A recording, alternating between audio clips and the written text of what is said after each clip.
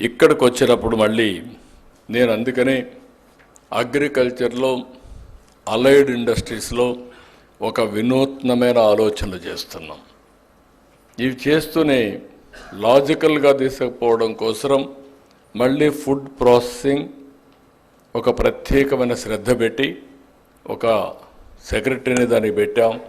చిరంజీవులు ఇంతమంది హార్టికల్చర్ బాగా చేశాడు, ఆయన ఈరోజు ఇన్ఛార్జ్ పెట్టి దీన్ని కూడా ప్రాధాన్యత ఇచ్చామని చెప్పి కూడా నేను మీకు తెలియజేస్తున్నా. అయితే ఇక్కడికి మీరు వచ్చినప్పుడు నేను కొన్ని విషయాలు మీరు చూస్తే కొన్ని సమస్యలు కూడా ఇక్కడ నేను వచ్చినప్పుడు చూశాను. రాబోయేది టెక్నాలజీ యుగం. సమర్థత పెంచుకోవాలంటే అందరూ టెక్నాలజీతో ముందుకు పోవాల్సిన అవసరం ఉంది. ఈరోజు గవర్నమెంట్, నేను ఎప్పుడొచ్చిన టెక్నాలజీ గురించి మాట్లాడుతూ ఉంటాను. టెక్నాలజీ మాట్లాడకపోతే నా మీటింగ్ కూడా కంప్లీట్ కాదు. ఎందుకంటే మీలో అవేర్నెస్ రావాలి. దానికి నేను గర్వంగా చెప్పగలుగుతున్నా. ఈరోజు చాట్ జీపీటీ ఎక్కువ వాడేవాళ్ళు ఎవరున్నారంటే ఇండియన్స్, అందులో ఎక్కువ ఎవరున్నారంటే తెలుగు వాళ్ళు ఉన్నారు. దీనికి గర్వపడుతున్నారని చెప్పి మళ్ళీ తెలియజేస్తున్నా. ఏ కూడా అడాప్ట్ చేసుకుంటున్నాం. అందుకే ఈరోజు చూస్తే నేను వస్తానే రియల్ టైం గవర్నెన్స్, దీనికి ప్రాధాన్యత ఇచ్చాను. అన్ని డిపార్ట్మెంట్ డేటా అంతా తీసుకొస్తున్నాం. ఈరోజు ఆధార్ ఉంది, it is a game changer.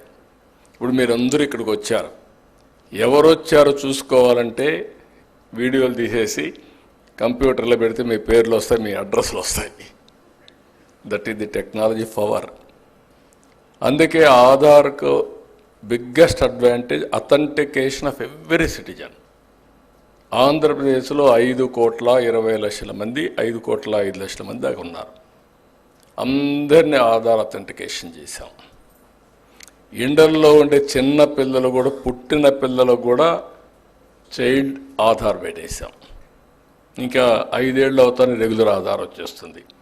ఇంకొక్క వ్యక్తి కూడా ఆంధ్రప్రదేశ్లో ఇల్లీగల్ మైగ్రేషన్లు కానీ ఆధార్ లేకుండా ఉండే అవకాశం లేదు.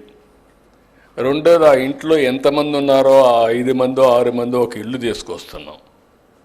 ఆ ఇల్లు ఎక్కడుందో జియో ట్యాగింగ్ చేస్తున్నాం. రేపు ఎప్పుడన్నా వరదలు వస్తే, లేకుంటే ఎప్పుడన్నా విపత్తు వస్తే నేను మెడిసిన్ పంపించాలంటే కంప్యూటరైజ్ చేసి డ్రోన్ ద్వారా ఆ ఇంటి పైన పంపించి మీకు ఫోన్ చేసి చెప్పే పరిస్థితికి వస్తున్నాం. It is possible in technology. అదే సమయంలో అన్ని డిపార్ట్మెంట్లో ఇంటిగ్రేట్ చేసి రాష్ట్ర ప్రభుత్వం, కేంద్ర ప్రభుత్వం ఇచ్చే వెల్ఫేర్ అంతా బుక్ చేస్తున్నాం. సో దట్ ఏ ఫ్యామిలీకి ఎంత ఇస్తున్నాం, ఇంకా ఏమేం చేయాలి ఆ ఫ్యామిలీకి, ప్రతి ఒక్క కుటుంబానికి మెరుగైన జీవన ప్రమాణాలు రావాలంటే ఏం చేయాలనో ఈ ఎక్సర్సైజ్ కూడా చేస్తున్నాం. ఇంకొక పక్కన మీరు ఒకసారి చూస్తే ప్రపంచంలో నాలెడ్జ్ అంతా ఉంది. బిల్ గేట్స్తో, గేట్స్ అండ్ మెలిండా ఫౌండేషన్తో ఒక ప్రాజెక్ట్ చేస్తున్నాం.